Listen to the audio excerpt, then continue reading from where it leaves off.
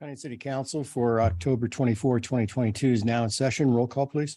Council President, Mr. Arcaro, Present. Mr. Emery, Here. Mr. Goff, Here. Mr. Kozowski, Here. Mrs. Ledford, here, Mr. Moiseo, Here. Mr. Prokowski, Present. City Manager, Mr. Hockaday, Here. Finance Director, Mr. Williams, Here. Law Director, Mr. Lewis. Here. Please stand for the Pledge of Allegiance and remain standing for the invocation.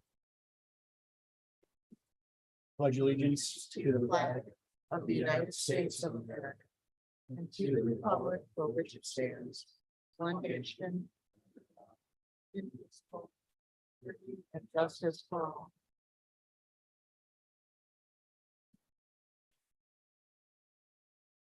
Our gracious Heavenly Father, we bow and take a moment to ask for your guidance as these proceedings endeavor to help this city.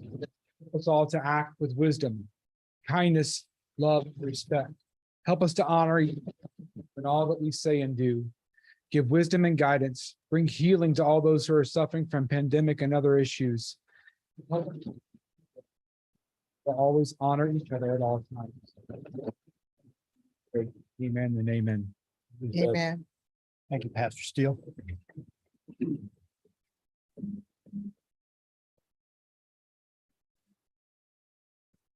The meeting is for October 11th, 2020. Questions or corrections? There a motion? I'll make a motion, Mr. Arcaro. I'll second. Mr. Arcaro, Yes. Mr. Emery. Yes. Mr. Goff, Yes. Mr. Kozowski. Yes. Mrs. Ledford. Yes. Mr. Moiseo. Yes. Mr. Prokowski. Abstain. Okay, the meeting minutes for October 11th, 2022 passed. Okay, move on to awards presentation. And this evening we have an Employee of the Month. Have Sean Braden. Like to come forward over here by the X. Your family can come also, and the Chiefs. Everybody, come on out.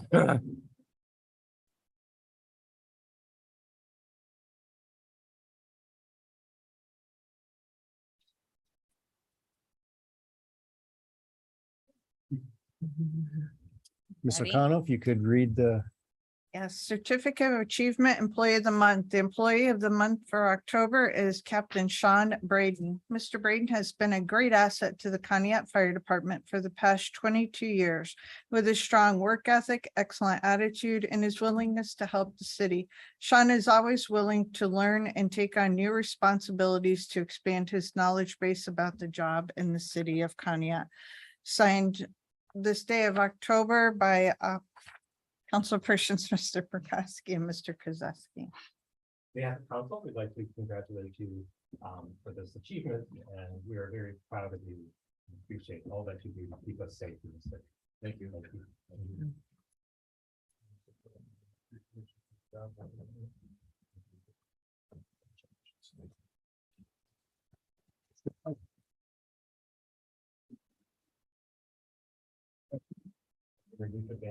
This is like. Take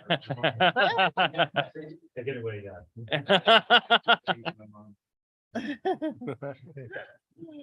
Thank you for coming. Thank you. congratulations. So much, congratulations.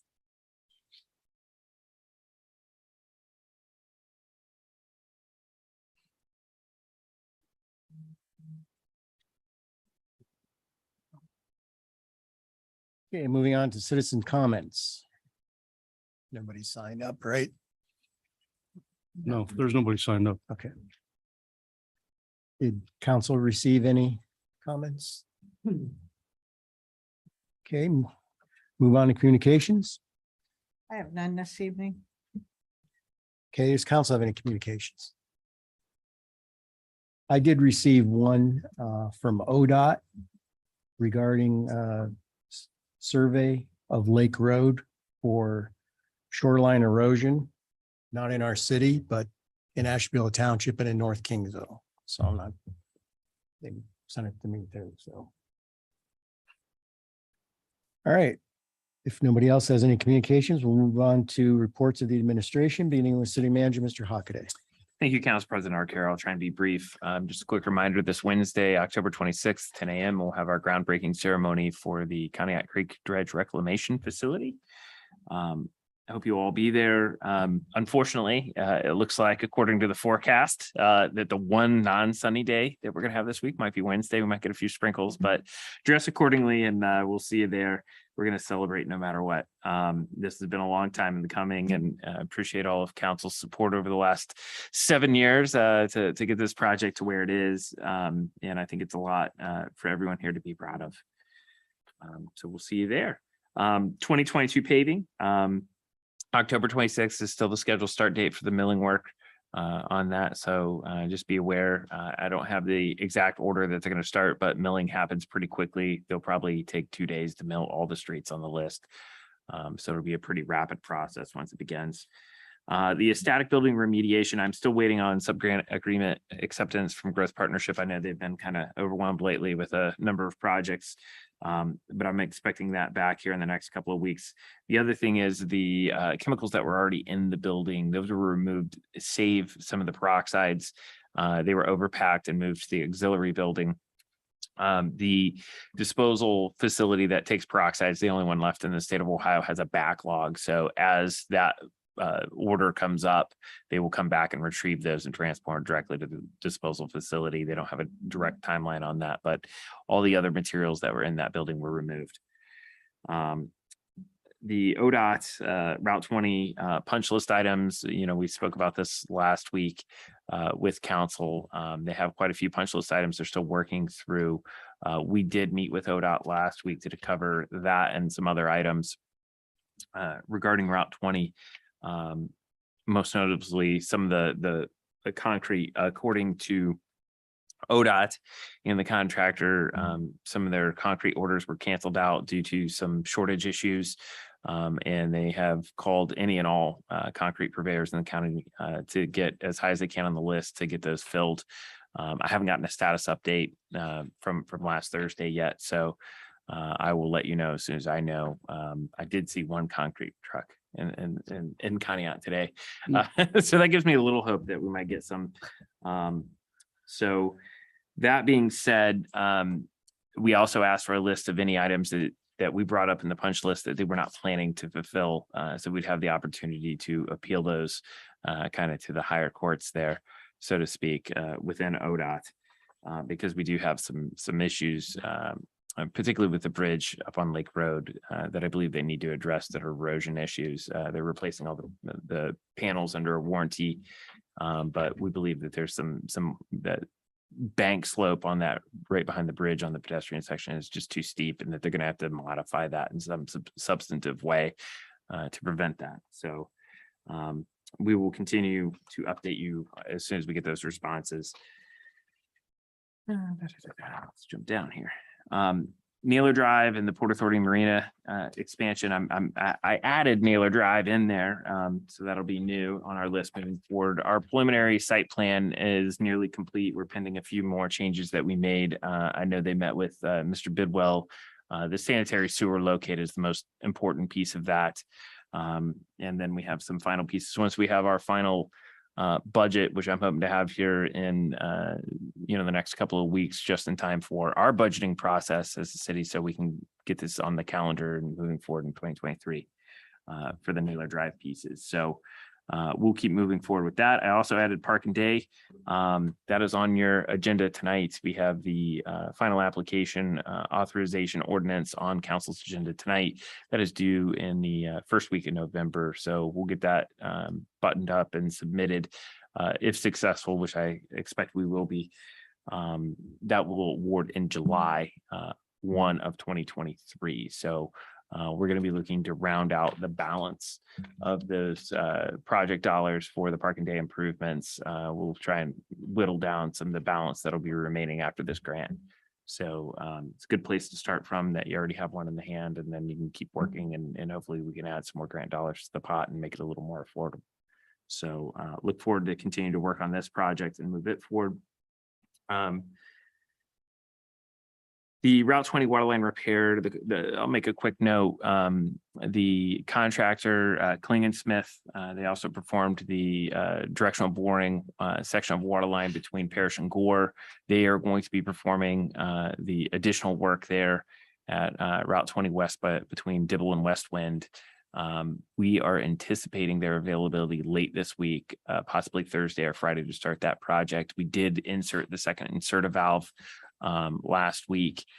So we do have the ability to get good shutdown. We are going to bore from the south side right near Dibble to the north shoulder of the road, proceed along that north shoulder, and then we will bore back underneath the road and reconnect a little bit west of Westwind Drive is the tentative plan at this moment. It'll So be down by the driveway of the apartments down there. yeah, it'll be to the west of that driveway entrance a Mhm. little bit. So I'm Yeah, sorry, when more did you say? room. You expect them to start that? Thursday or Friday. Okay. Right, they are ready to proceed as a contractor. They have availability. They just are waiting on a couple of the parts to come in. Okay. We were going to do the second valve earlier, but the soonest we could get the second valve was October 15th, and they had it in within 2 days of receiving it. So it's a parts challenge on everything these days. So I know they were just waiting on a couple more fittings to come in, and they're ready to proceed on that. I'll let you know when they give us a final date and lock something in, but we anticipate the end of this week.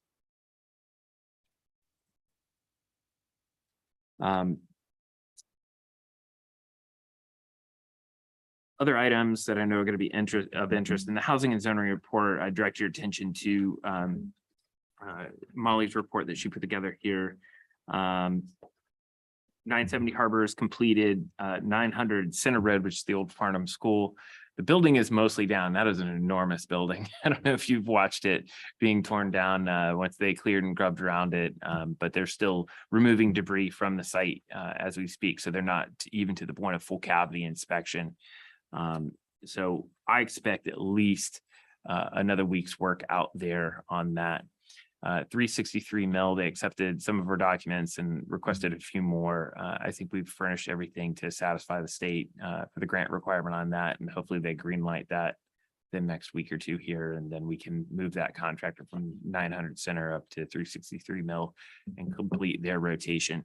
And then the residential demolitions are scheduled for October 26th, and we've politely requested that they start at 562 Broad. That's all I have. There's a lot more material here, obviously, that you can review. If there are any further questions, I'd be happy to answer them or request further information for council. Okay, any other questions for the city manager? Okay, thank you. Move on to the finance director, Mr. Williams. Thank you, Mr. Arcaro.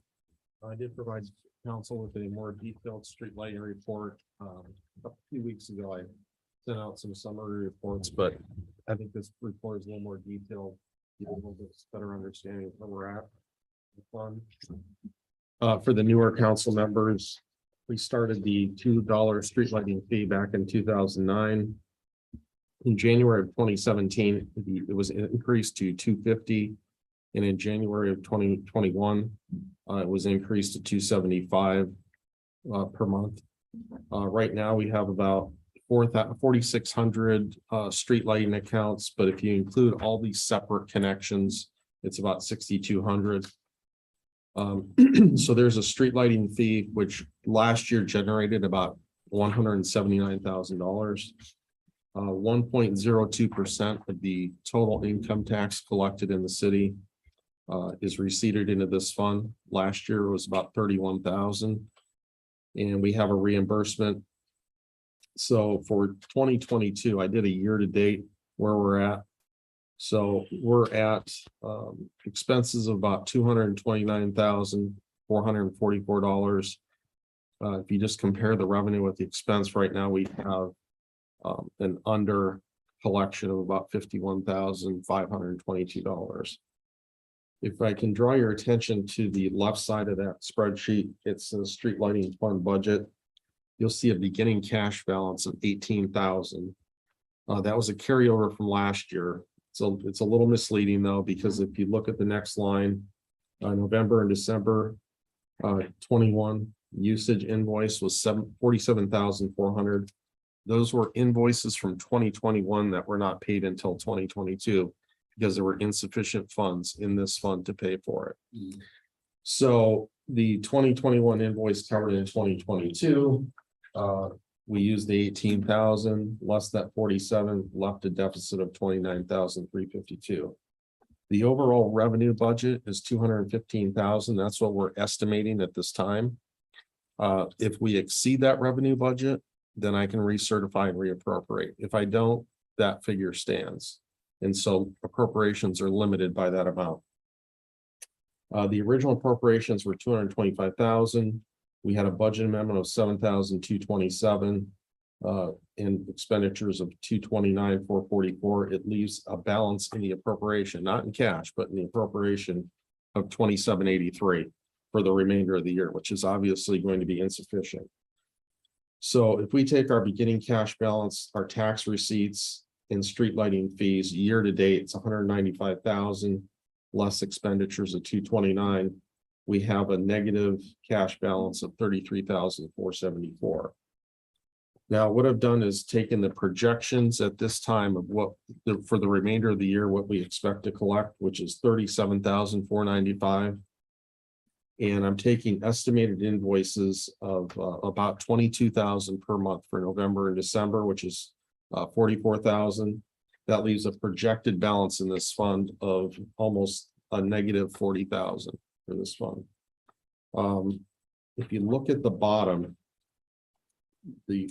figures, you can see it month by month. So that beginning fund balance, as I indicated, 18,048.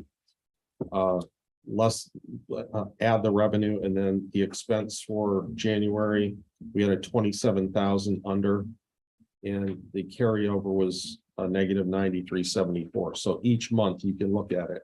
It's running negative every single month. And if you look at the expenses, they're averaging 18, 19, and then they start going up 21, almost 22,000 per month. And if you look at the very last column, you'll see the total revenue of 177. As I said, the expense 229 is that negative 51,522 less the beginning of year balance. You still end up with that negative 33,474. Now we took a look at the bills. And last year's bills were about 10 to 11 cents per kilowatt hour. This year, they're running up about 15 cents per kilowatt hour. Now I know Mr. Hockaday had contacted one of our utility advisors, Ryan Foster from Premier, and he is looking into it, why the rates went up so much. But as we sit right now, this fund is going to need some additional cash. The only way to do that is to pay for it. We have a general fund street lighting appropriation. There's nothing appropriated in this time at this time, but council can choose to appropriate additional funds in the general fund to pay for it for this deficit. But long term, the rate of 275 per month is not going to be sufficient if you want to pay for it out of the street lighting fund, and that is just the usage. That is not for any type of repairs or additions or anything like that. That comes out of the general fund, general services account. Just to give you a rough idea, each 10-cent increase generates about $6,200 per month. Or I'm sorry, per year. About $6,200 per year. So, you know, you do the math, you know, you do just say it's 50 cents, you're looking at an additional 30,000. We're probably going to need 40,000 if this fund was to support itself. So, you know, we can discuss it at a utility meeting but I just want to give council an overview of where we're at right now.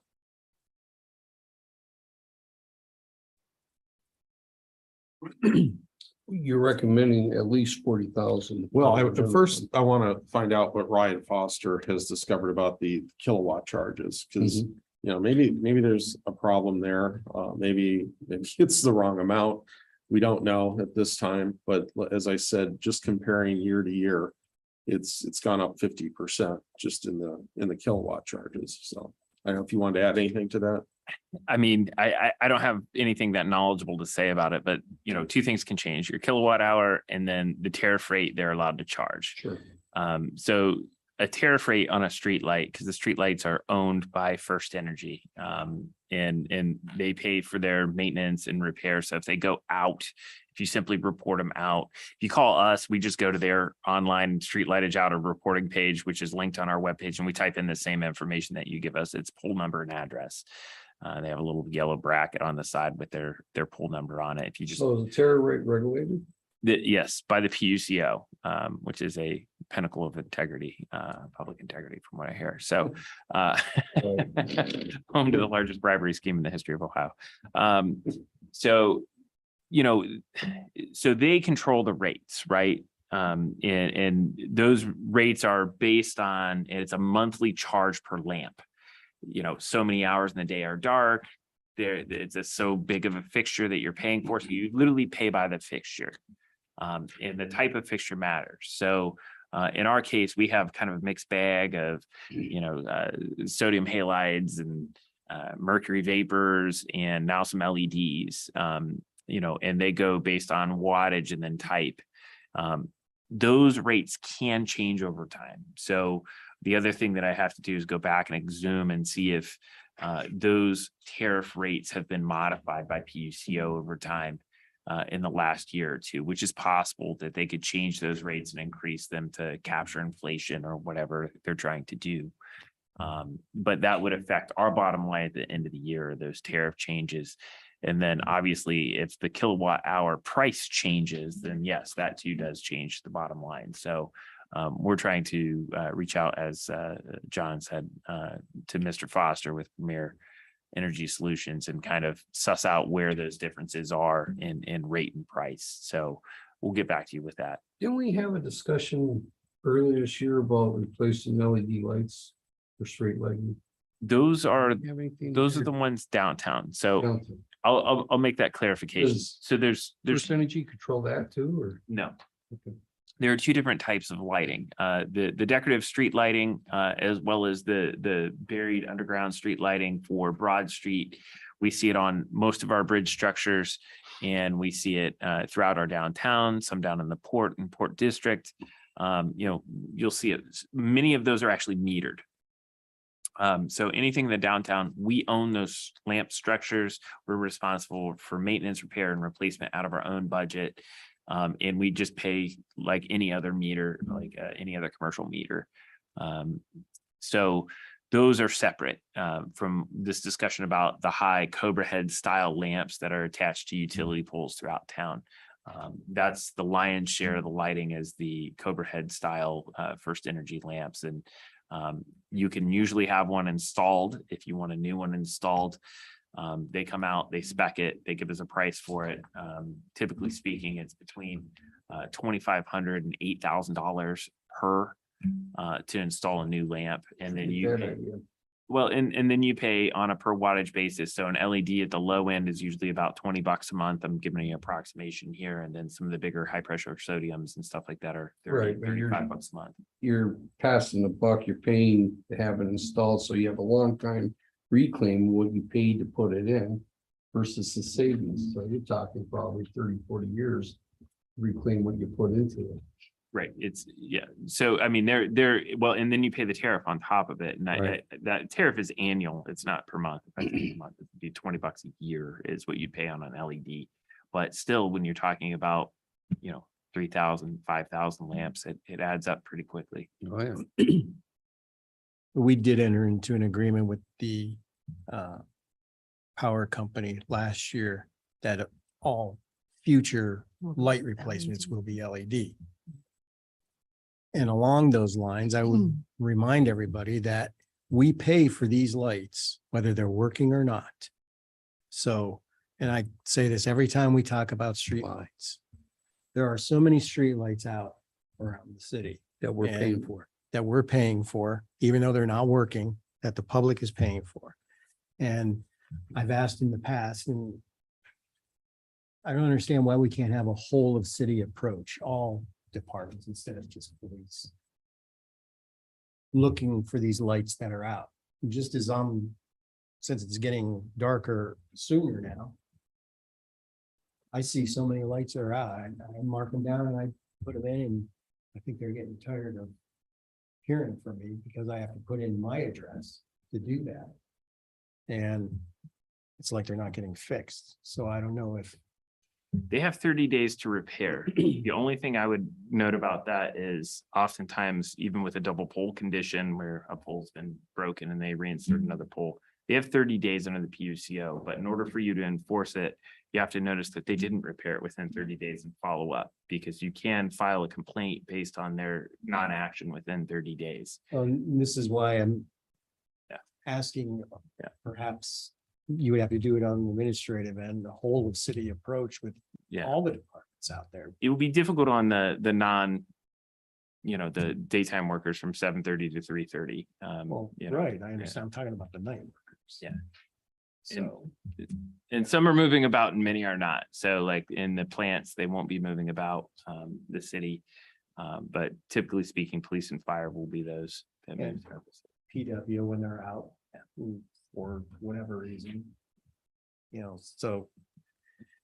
Just seems we're paying the money and there's so many that are out. I don't know if you have all noticed that, but I certainly do. So, So citizens can go to the website and Sure. report these too. So if you Right. see lights out, please report them. Don't assume that somebody has seen it and it's being taken care of. right. Go ahead, report it. Doesn't matter if other people have reported it too, but citizens, please report them also. Yeah, we're paying whether they're on or not. So it would behoove us to have them on. Is that all you have, Mr. Williams? Yes, there is. Okay, thank you. Anybody else? Mr. Williams? Okay, moving on to the law director, Mr. Lewis. Thank you, Mr. Arcaro.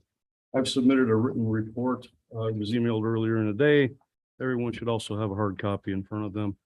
And hopefully everyone's had a chance to look at that.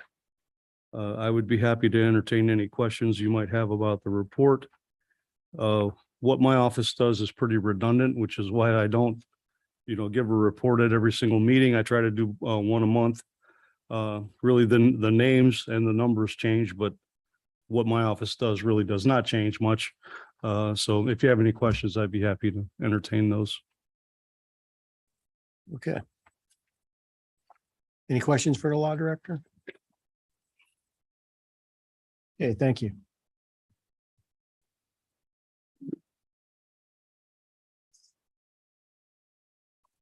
We'll move on to reports of committees. Hearing none, liaison reports. I have a report, excuse me, Mr. Arcaro. I attended the Port Authority meeting on October 20th. There was many people in attendance concerning the increase of dock fees. There was a lot of citizen comments at that meeting.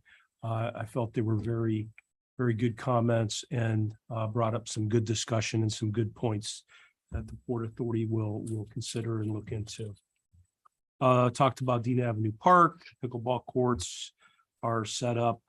They're trying to obtain price for the skating rink, which they're looking at a 60-foot by 100-foot rink. And then they have a price point set on that. It discussed some grant funding. Also the Harbor and Park parking lot. They're doing site prep. Paving may be in question due to the temperatures. The card reader, they're waiting pricing on a card reader, so on and so forth. There's just some discussion on sale of vehicles and their winter shutdown is occurring. And that was basically about that with the port. Okay, thank you. Anybody else for a liaison report? I have 2 meetings to announce. There is going to be a CCVB meeting November 8th at 6 p.m. That's the City of Conneaut Visitors Bureau. And then there is a Cable Advisory Board meeting Wednesday, October 26th, noon at the library. And the CCVB meeting is 6 p.m. at the Port Authority, November 8th.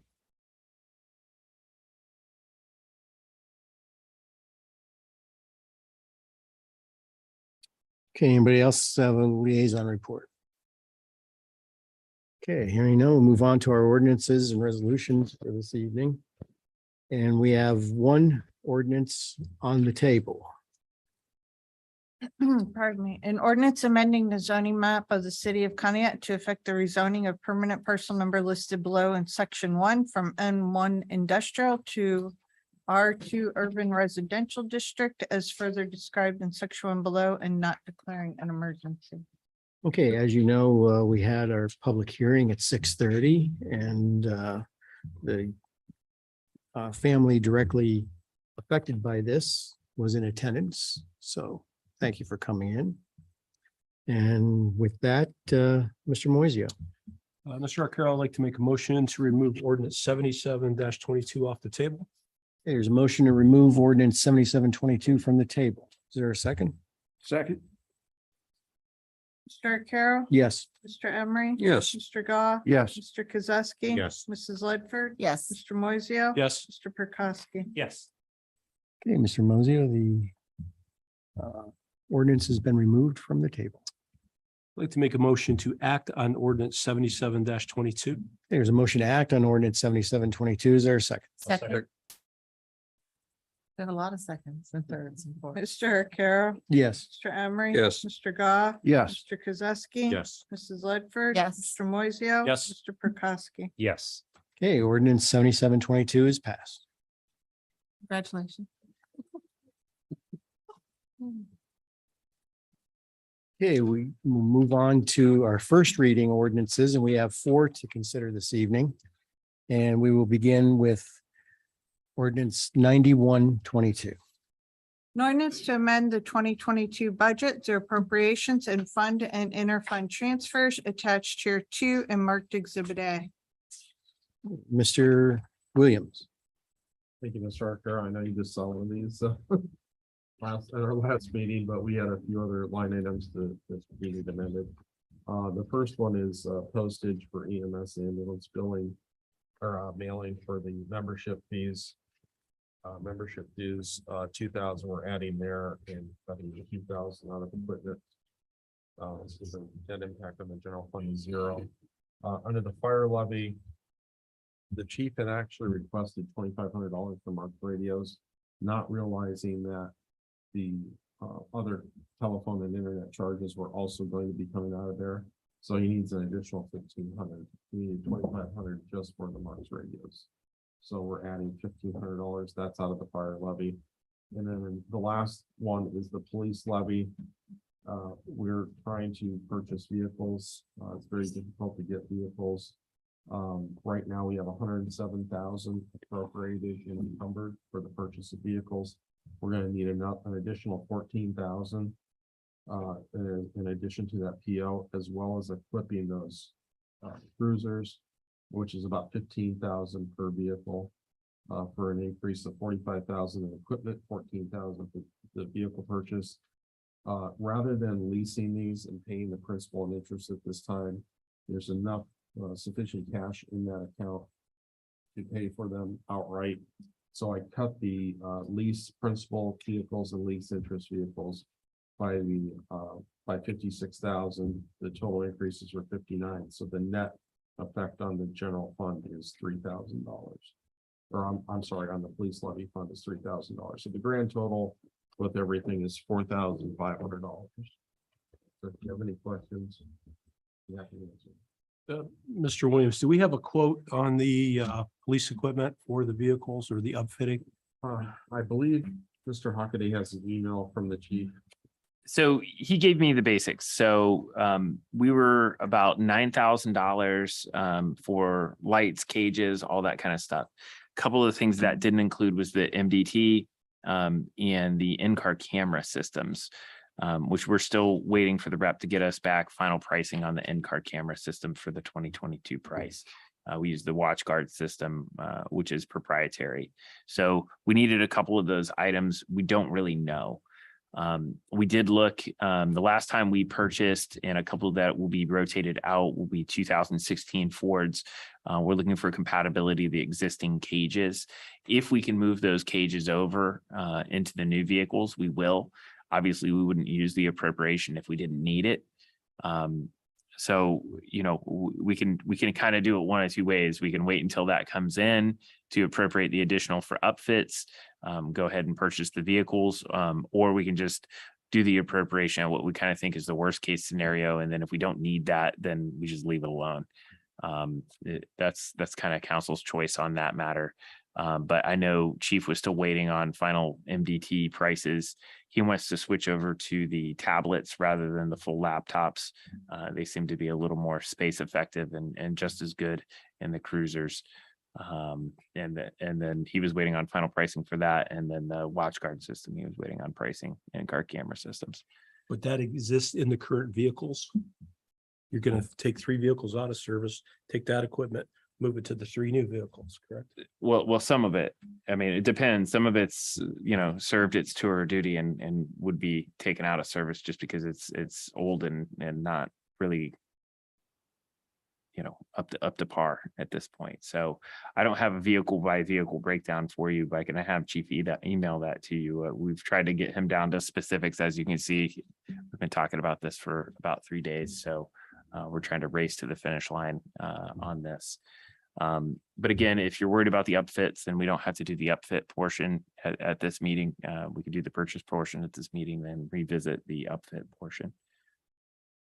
Mr. Williams, earlier today, you sent an email increasing this to 60,000. It's getting a little confused. So where are we at? Yeah. Is it 60 or is it Here, 45? here's what, when I spoke to one of the officers involved with the purchase yesterday, he said, he's just giving me an approximate max. He thought was $15,000. And I copied the chief on that email and the rest of council, and he said it's gonna be 20,000 per vehicle. So then I changed it to 20. So it was 60,000. Then after city manager and the chief and I discussed it today, it was revised back down to 15,000 max. So as Mr. Hockaday said, these are lapsing appropriations. If we don't use them, they just lapse at the end of the year. Or if they're not needed, they're just not expended. I mean, you could always reduce the appropriation again if you wanted to after the expenditure, if it comes in less than 15,000 per vehicle, or you can just leave it in there. But or we could just take it out right now and revisit this at a later date. I just wanted to put sufficient funds in there so I wouldn't have to keep coming back to council and saying we need more money, we need more money. I think I think right now at 15,000 is way too high. Even for an upfit, you're probably around 11, 12, depending, or less. So I'd like to see quotes before we move forward with with that type of appropriation for the equipment. As well as my question. So I have a few years' experience in this. Where does all of the equipment go that is taken out of a unit that's been decommissioned? And I understand what you're saying. Some of it can't be used anymore. Yeah. But the majority of it can. So Yeah. if So, that question What are could they be, saying can't be used? well, I don't know that all the ones that are coming out had watch guard systems in them. Let's take So- the dash cams out of it. Radios can be reused. Yeah. The VHF, I think your VHF radios. Yeah, the radios will be reused. It can be reused. Your siren boxes can be reused. Your cage, you're maybe looking at $6,800 approximately for a cage for the Ford Explorer, depending, because those are 2 parts. Mhm. So at the watch guard system, if there's a current system in the cars that are existing, is those are out of date, so to speak. So they can't be used in the new vehicles. It's kind of what they're saying. I don't know that they That's all what I have mean. them. Yeah, or they're adding that. That's what we- It might be additional. Right, and that's what I'm saying. But we don't even have a We're final looking at- price on a system. So we're waiting on WatchGuard sales rep to get back to us Right, on okay, that. on So the dash. and we made the change from Ford. So our last Ford purchase was in 2016. And we've been using Durangos as our primary SUV Interceptor model. For the last several years, primarily because the Dodge Durangos were about $10,000 cheaper than the Fords. So we went to the cheaper vehicle at that point. So I think 2016 is the most recent vehicle. So we can nail this down. If you're uncomfortable with it at this point, the upfit is the last of my concerns. My primary concern is we have vehicles that we can purchase, and I'd like to get them purchased before they disappear. So that's my, What's Oh, what and- we and I have don't- time for the upfit. And I don't Quotes, think that narrow it down. that's an issue, getting the vehicles. Yeah. But $60,000 being Mhm. a small concern, that's quite a huge change. so when they So- were looking at it, they were looking at their last upfits that they did on a similar vehicle. And they said, oh, it's $20,000 per vehicle. And they pulled the order out and their mathematical error was we'd purchase 2 vehicles. So it was actually $10,000 per vehicle. And that would seem to be more in line with an Yeah. upfit. And that's with everything. Yeah, but that was also 5 years ago. So Right. we don't have, Well- we don't have 22 pricing on And, it. and so- when you talk equipment that's being moved from one vehicle to another, the only thing that is going to change when you talk years Mhm. is the cage. Right. Nothing else is gonna change. Light bar, it's you just different brackets for the size of the vehicle. Right. So. Okay. Any other questions? So Okay. you want to amend it then and remove the 45,000 from the appropriation? Is that my understanding, or So if we don't use the money, if we don't need all of that, that just goes back. it just stays right there? Like I said, if it turns out to be 10,000 and we spend 30,000, I can come back to council and say, we can reduce that appropriation by 15,000, or you can just leave it there and it won't be used. It'll just lapse at the end of the year because we have lapsing appropriations. But it's whatever you choose to do. I just didn't know if you were suggesting to amend it and remove the 45,000 or keep it in there and monitor it. Can we amend and remove the 45,000 and come back to it with some quotes? So we have a better idea. Whatever, that's what I wanted to know. We'll go ahead and move forward with these others, Yeah, so we'll have to. because otherwise, I'm of the opinion moving this to a second reading. Yeah. Yeah.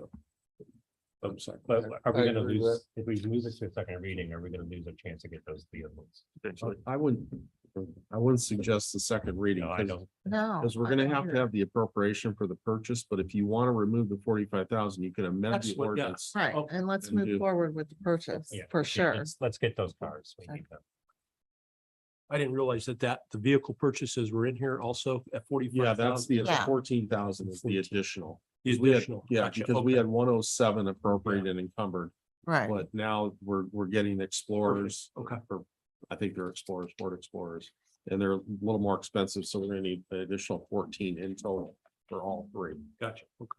And then that way, once we have the appropriation, and then we're gonna purchase one, we're gonna bid out the other 2. And then hopefully, once that bid comes in, we'll be able to add this to an existing purchase order. That would be. I mean, I get what you guys are saying, for sure. Mhm. But, what Nick just asked, Mr. Williams not too, it doesn't matter, really. I mean, if it's not used, then it goes back. So, I mean, we'll see the details down the road, no matter what. Yeah, I mean, I can give you an expenditure detail after the fact, but if you're, but like I said, if you're uncomfortable with 45, then we just amend it, but. Keep. the, Either way, 45,000 is too high. But that's just, Yeah. you understand Well, what with an he's saying, appropriation, though. you don't want to be too low. Right, Because right. then, I you know, mean, you they're can just touch it doing 9. that to make Under- sure that there's enough. Understanding upfit of vehicles, I know what the costs are. And in 2022. That's high. But the money is still, I mean, if we appropriate it now. And we And don't don't use use it all, the money will, I mean, it's gonna stay there. I mean, I don't see a problem with moving forward. Without amending, but I'm just one voice. I kind of feel the same way, but whatever, it's either way. Yeah, Yeah, either the way, numbers It doesn't, intentional. it main- doesn't matter. Yeah, my main concern is to get those cars. Right, right, right. Okay, any other discussion? Is there a motion? Mr. Carroll, make a motion to amend ordinance 91-22. So specifically to Remove. remove that line item, the equipment line item. 228.928.5 or 57200. Okay, there's a motion to amend ordinance 9122, removing the equipment line item 228.928.57200. There a second? Second it. Mr. Arcaro? Yes. Mr. Emery? Yes. Mr. Goff? Yes. Mr. Kozowski? Yes. Mrs. Lightford? Yes, Mr. Moiseo? Yes. Mr. Prokowski? Yes. Okay, Mr. Moiseo, the amendment is passed. I'd like to make a motion to act on Suspend. ordinance. I'm sorry. We have to move. suspend this reading. Oh, that's right. I'm sorry. I'd like to make motion to suspend the 3 reading rule on ordinance 9122. Okay, there's a motion to suspend the 3 reading rule on ordinance 9122 as amended. As amended. Second it. Mr. Arcaro? Yes. Mr. Emery? Yes. Mr. Goff? Yes. Mr. Kozowski? Yes. Mrs. Lightford? Yes, Mr. Moiseo? Yes. Mr. Prokowski? Yes. Okay, Mr. Moiseo, the 3 reading rule has been suspended as amended. And I'd like to make a motion to act on ordinance 91-22 as amended. There's a motion to act on ordinance 9122 as amended. Is there a second? Second. Mr. Arcaro? Yes. Mr. Emery? Yes. Mr. Goff? Yes. Mr. Kozowski? Yes. Mrs. Lightford? yes, Mr. Moiseo? Yes. Mr. Prokowski? Yes. Okay, ordinance 9122 passes as amended. Move on to ordinance 9222. An ordinance authorizes the city manager to renew the city's medical insurance with Medical Mutual OGBC for a period of 1 year, beginning January 1, 2023, and declaring an emergency. Hey, Mr. Hockaday. Okay, as shared during our last meeting, we received our renewal quote. It's an increase of about 5%, which is well below the market average, and strongly recommend that we accept that and move forward with our 2023 premium renewal. Okay, any questions or comments regarding this ordinance? I have one comment regarding it.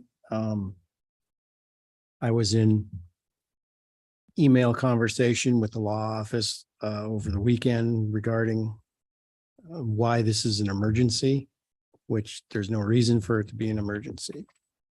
Because it doesn't take effect till January 1st, which we will be well within that time. But it came in as an emergency anyway, so.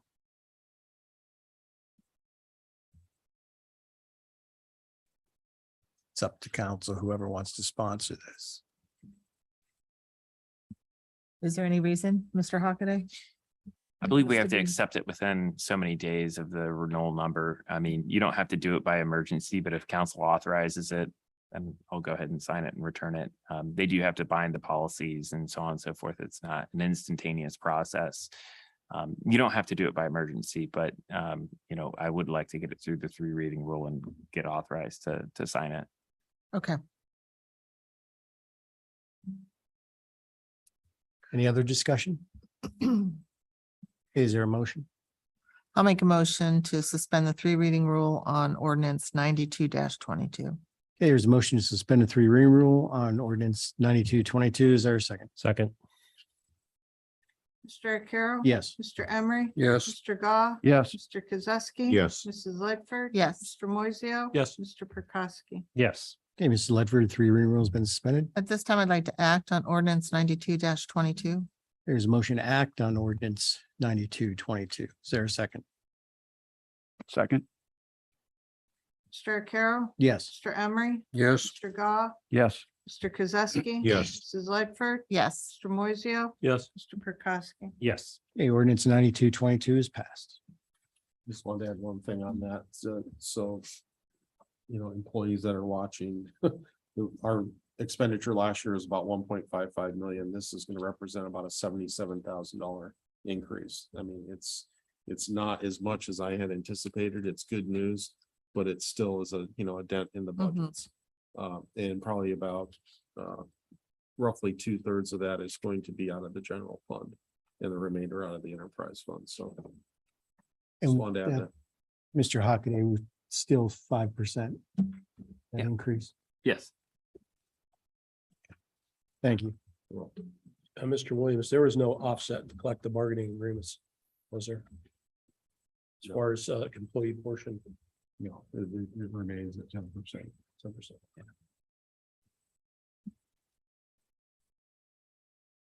Okay, moving on to ordinance 9322.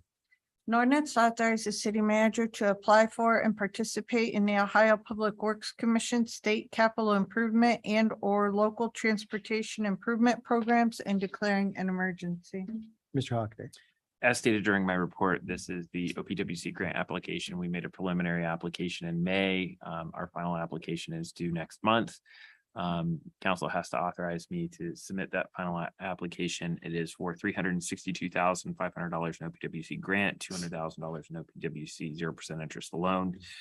The total project cost is about 1.6 million in total cost, and that is the replacement along Day Street to Park through Park and Day all the way to Broad Street. And that includes the drinking water line, all the service line taps, which we know to be leaded or in otherwise poor condition, the sanitary sewer lines and laterals, the streetscaping, sidewalks, and lighting. So it is kind of a gut and replace for that entire uptown little area in the Port District. So it's a big project. It's needed to be done for many, many years. If you see up there, all the patches on the street in that area, that is generally from the failing sanitary and stormwater systems in the area that are all vitrified clay piping and in extremely poor condition. That is kind of the beginning of that trunk line, because it does go down over the hill and goes out into the harbors where those stormwater lines discharge.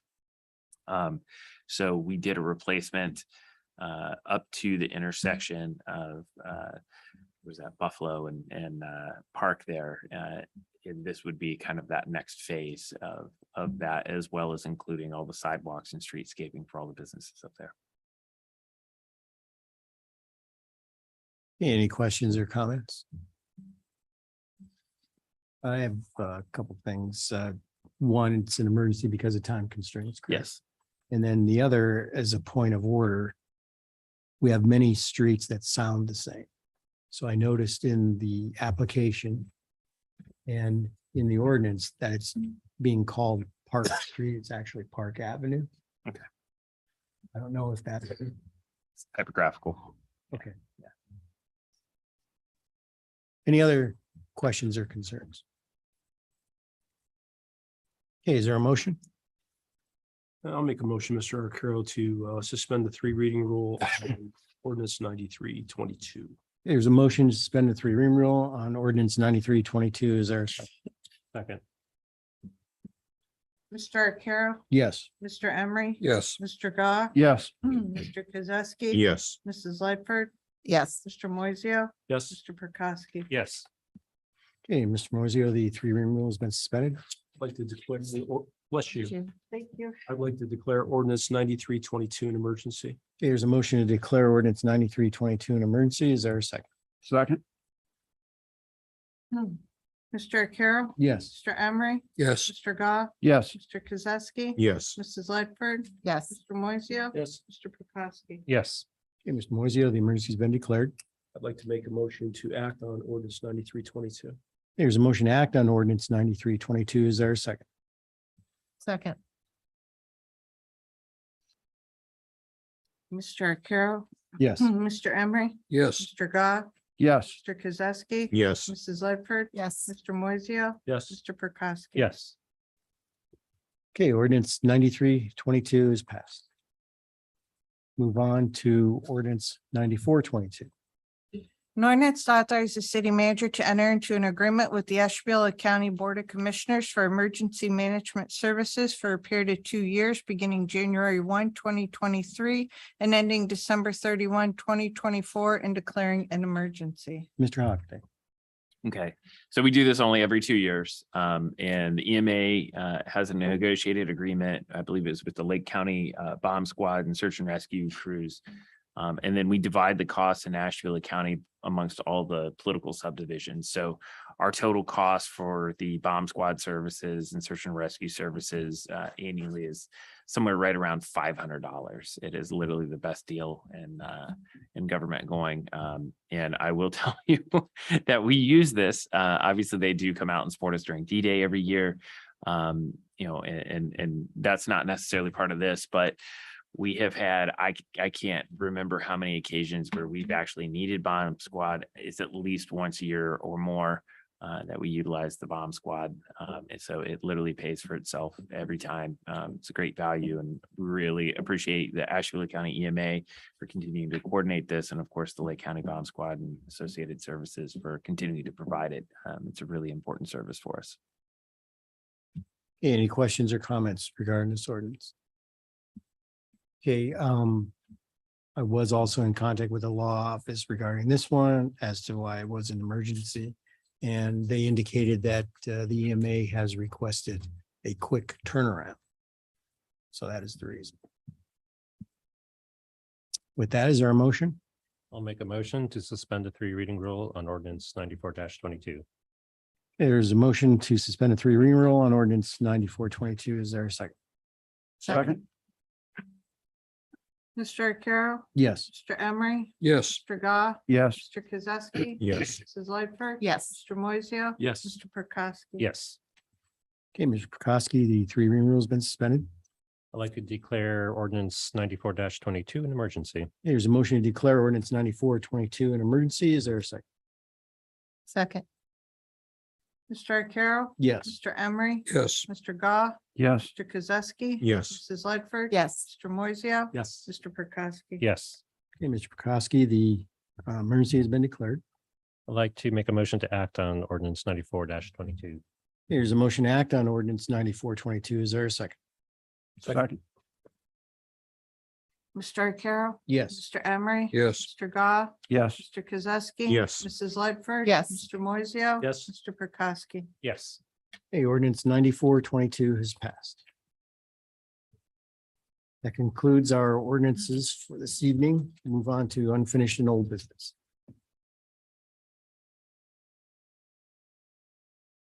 Hearing none, miscellaneous business.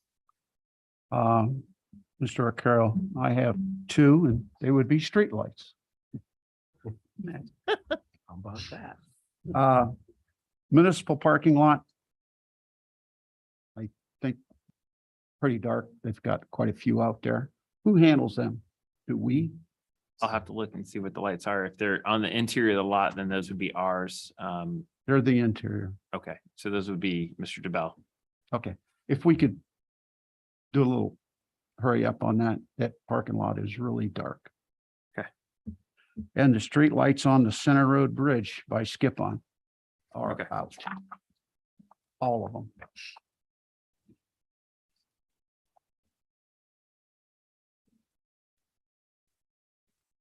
Thank you. Anybody else for miscellaneous business? Yeah, I got a couple calls about the Port Authority meeting.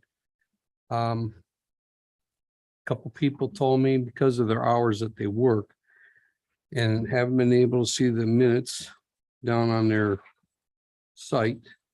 They asked if I could ask council if we could see about having their minutes posted in City Hall so they can come in on their time and look at them. And that way they're out there in the public to see. If that would be an issue, I believe they're on their website.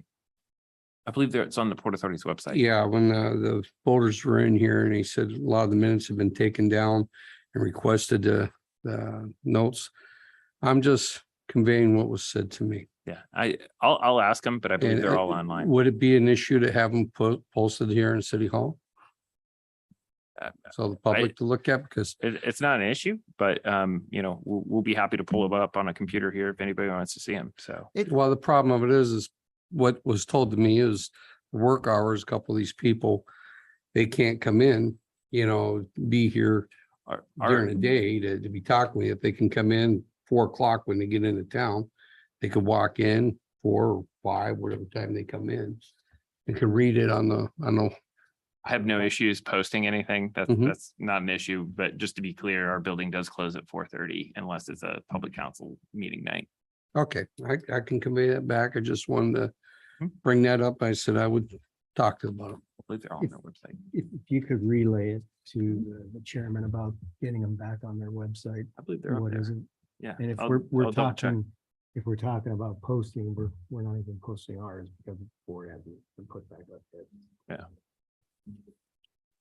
It probably, for the sake of argument and for good open government, it's probably not a bad idea to post because not everybody has a computer or internet access. We need a Getting our board. board back up. We need our board. After the paint job, it wasn't put back up. So. Such a nice board. That's all I have. Thank you. Okay. Anybody else for miscellaneous business?